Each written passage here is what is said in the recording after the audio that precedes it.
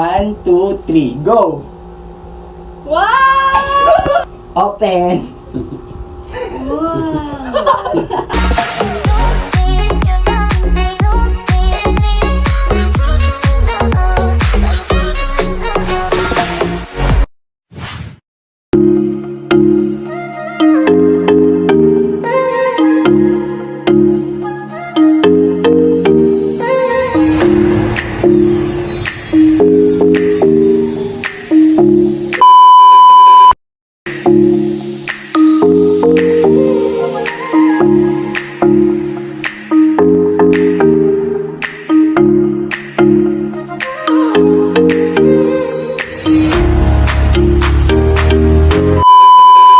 Hello mga seswa, ayan. So day 2 ng ating room makeover. So pansin nyo, puting-puti na ang ating mga binde. Ayan, and of course, yung ating ceiling.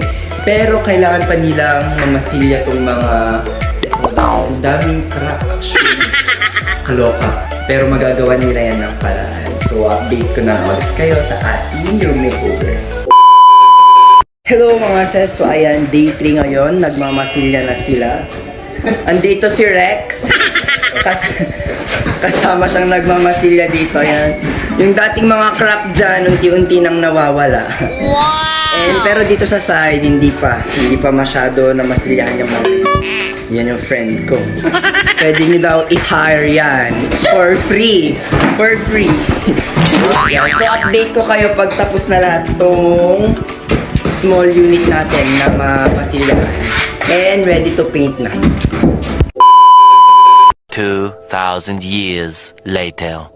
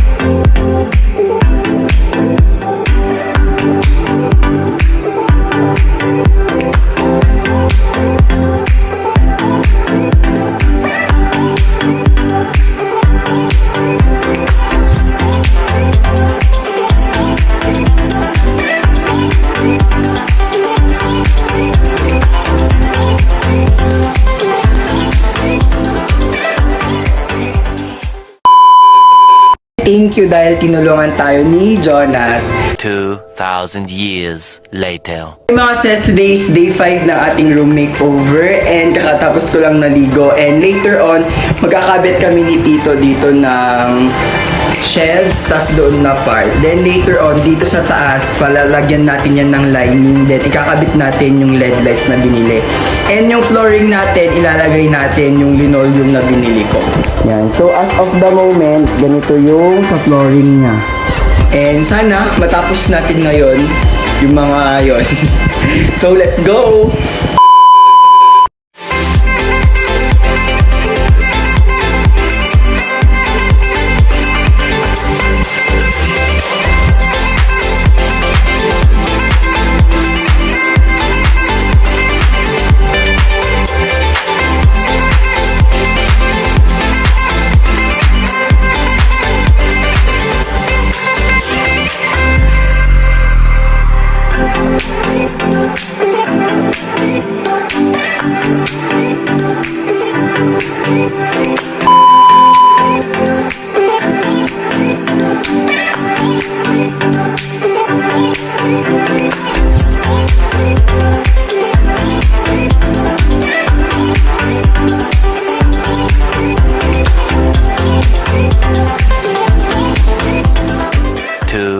2,000 years later.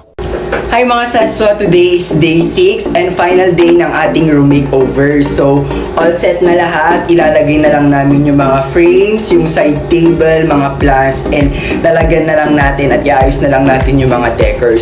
And pag naayos na lahat, i-reveal na natin ang ating room makeover. So, let's go!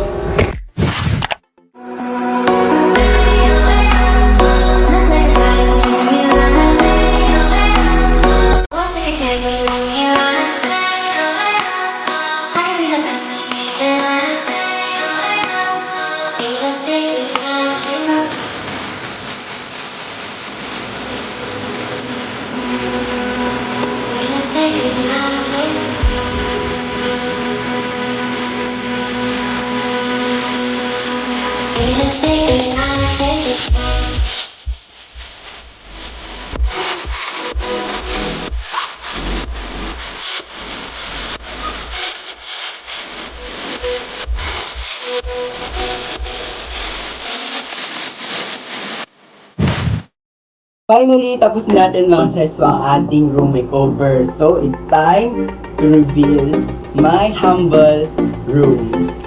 So, ready mga seswa? And 3, 2, 1.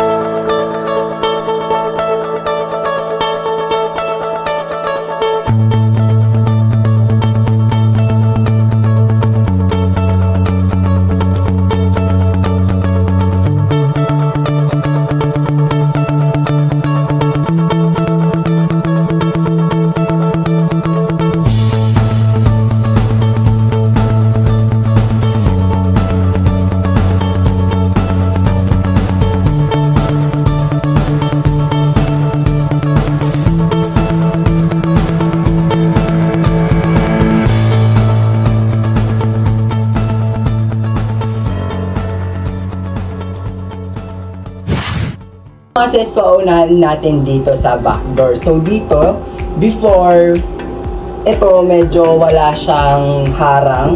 Kaya pinalagyan lang natin. Then dito sa likod, naglagay lang tayo ng accent na hook para meron tayong paglagyan ng mga tuwalya. Pwede natin isabit dyan. And dito sa side na to, mga seswa, dati, ang nakalagay dito, yung cabinet namin or yung porokan yung tawag doon. So ngayon, pinalagyan natin siya ng shelves. Eswa, dito yung aking workspace. Dito tayo gagawa ng mag-edit ng mga videos, ayan. So naglagay lang tayo ng konting accent dito na pillow, and then yung parang floppy style na ano, para at least medyo hindi siya mabigat, diba? Kita nyo naman. And of course, naglagay tayo dito ng corkboard, ayan. Para kung meron tayong mga notes, lagay lang natin dyan. Andito si V, andito yung mga favorite kong BL series. Actually, wala yung isa, yung si Mix and Earth. Yun na. And ito, bigay ito ni Tita Dali, itong lamp na parang guitar style siya. And sa taas, pinalagyan ko lang siya ng mga shelves. And yung pinint ko dito, wala kasi yung floating shelves, kaya yung bracket. Pero pinint natin yung bracket mismo ng same color ng ating wall. Ito is sunrise green. Then dito naman sa side nito, ito yung ating built-in cabinet. So sa taas, andun lahat ng mga gamit natin na hindi naman masyado ginagamit. And dito, ito yung mga closet ko, dito yung mga shorts, mga pangbahay.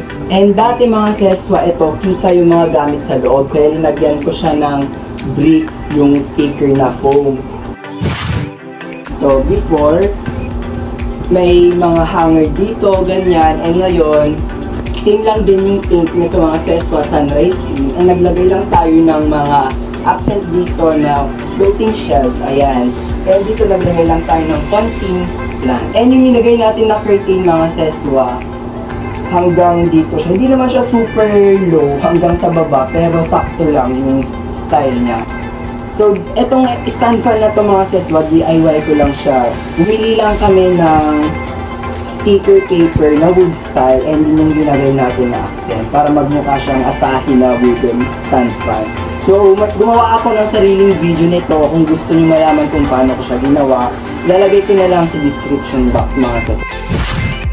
And next, dito sa side mga seswa, syempre pagpasok niyo sa kwarto, ito ang unang bubungad sa inyo. Ito, pinalagyan ko siya ng ganito, yung parang art style, naglagay tayo ng konting accent. And yung paint color nito, mga seswa, ewan ko kung kita niyo dyan, ito is paint page. Naglagay lang tayo ng konting accent dito na art, same as color ng ating door. Ayan. And dito, naglagay tayo ng accent na happy. And dito, pwede tayo dito mag-vlog, ganyan. Gawa ng mga videos, yung mga unboxing, dito tayo pwesto. And naglagay lang din ako ng plants dito sa side na area. And konting accent na pillow. And dito na area mga seswa, naglagay tayo ng wall frame dyan na banda. And of course doon, create ko yung good vibes na style para pagpasok mo ng pinto, at least makita mo agad yung good vibes para iwas sa negative vibes. Ayan. And dito sa bed, mga seswa, naglagay lang tayo ng konting mga accent dito, ng mga pillow, ganyan. And of course, itong ating bedsheet is from L.U. Abel. Ayan, search nyo yung aking online business. Ilalagay ko na lang sa description box.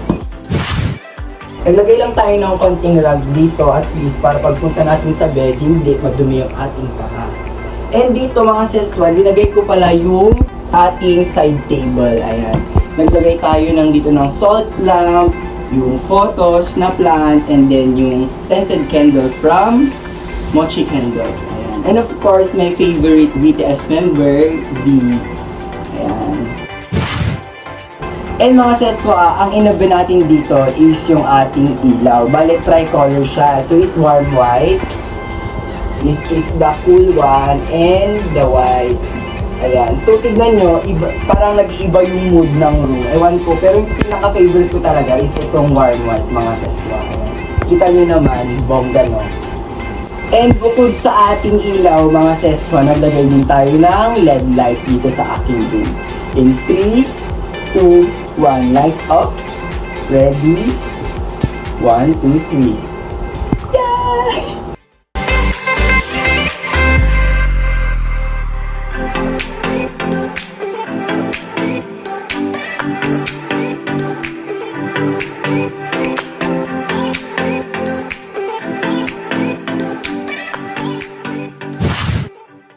Ayan, so naglagay lang tayo ng LED lights mga ses. So at least, pwede nyo siyang i-turn into red, din green, blue.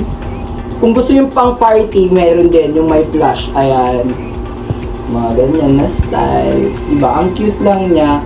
Pang TikToker style. Bet na bet ko yung ganyan. And sa wakas, na-achieve natin.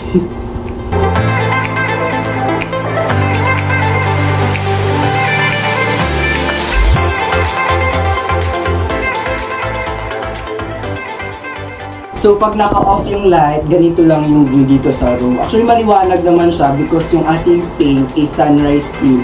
Dito naman, pink peach. And of course, nag-match yung ating wood style na color dito na yung paan. And, i-reveal naman natin ngayon kila mama and papa tong room natin. So, tawagin natin sila. Close your eyes. Wait lang. Close your eyes. Wait lang, close your eyes. Wait lang, close your eyes. Wait, wala mo na mag-open. Wait lang, adjust mo na palikod konti. Palikod. Pagbilang ko ng 3, open your eyes 1, 2, 3. Open. Wow! Maganda. Ganda. Wala kasi na. Parang nasa ibang lugar nung O, ito do. Uy, There pa. Pag lights off, look pag lights off. Oh. Pag in-on natin yung LED lights. Pang party. Pang party. Party people. Ayan. Done. Yay! Ayos paglakad na ni Rex. Thank you. Thank you, Rex. Wait lang, tawagin natin si Giovanni. Isa siyang army. Feeling ko may part dito na magugustuhan niya. 1, pagbilang ko lang 3, open your eyes ate 1, 2, 3, go! Wow! Kaya naggulat. Wow! V! Free! Naggulat! Ito pa, bang lights off. Para hotel. Parang hotel. Hindi pa yan. Dito na ako. Pag lights off ate. Wow! Party people. Party party. Hello mga seso, I hope nag-enjoy kayo sa ating room makeover. Ayan, ako sobrang happy talaga ako kasi February ko po siya talagang binabalak. Actually, February kami nag-start and ano na ngayon, mag-October na. Kaya, thanks God, natapos na rin natin itong aking humble room na to. And of course, inspired by Miss Eloy. Ayan. So, sobrang laking tulong ni Miss Eloy sa akin dahil yung mga ganitong style, ganyan. Siyempre, wala naman talaga akong kaalam-alam before na siyempre, konting decor lang siguro, pero yung mga placement ng mga decor, kung saan siya ilalagay, ganun. And of course, yung mga konting accent na ganyan. Kaya, thank you, Miss El.